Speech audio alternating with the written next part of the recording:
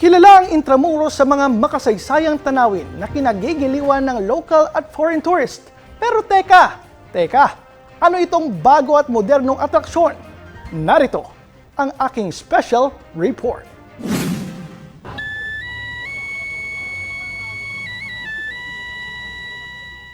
Nakapaloob sa mga adobeng pader ng Intramuros, madaraanan ng mga kalyeng naging saksi sa ating kasaysayan. Sa bawat biyahe ng mga makalumang karitela, masusulyapan ang nakaraan. Sa bawat kanto, tila nagtatagpo ang noon at ngayon. Pero hindi mapipigilan ang pagbabago, maging sa mga tradisyonal na bagay. Dahil ang 1 horsepower na kalesa, maaaring mapalitan ng e-tram. Bughaw, moderno. At syempre, bago, ito ang e-Tranvia, ang kauna-unahang locally made electric tram na dito lamang matatagpuan sa Intramuros, Manila. Inilunsad ito ng Department of Science and Technology at Intramuros Administration upang maghatid ng mas kakaibang karanasan sa mga turista.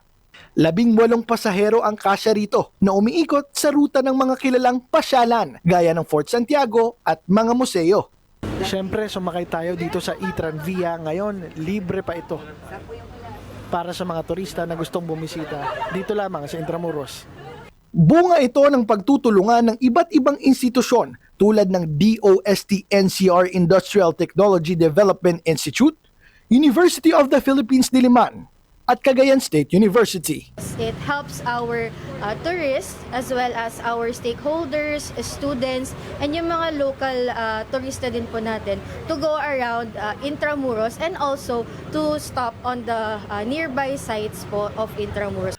Hango ang disenyo nito sa mga tranvia noong ika-19 na siglo na dating bumabiyahe sa Intramuros pero eco-friendly na ito.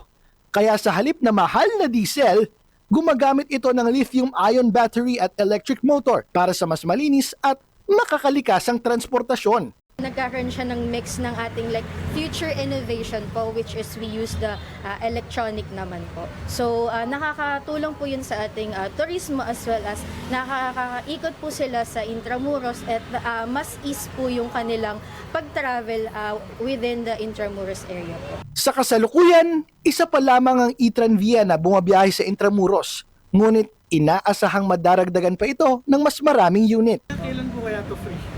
So for that po, we're still fine-tuning the details since pilot run pa lang po namin, testing on how it works, if papatok po ba siya sa publiko, and just we'll let you know po sa aming Facebook group and other social media sites sa Intramuros Administration po. Ang e-tram na ito, na gawang Pinoy, ay patunay ng ating husay, ang ating pagpapahalaga sa nakaraan, at ang pag-akap sa hamon ng bukas, habang patuloy na pinahahalagahan ang kapaligiran. Mula rito sa Intramuros, ako si Gazi Sarip para sa D8 Patrol.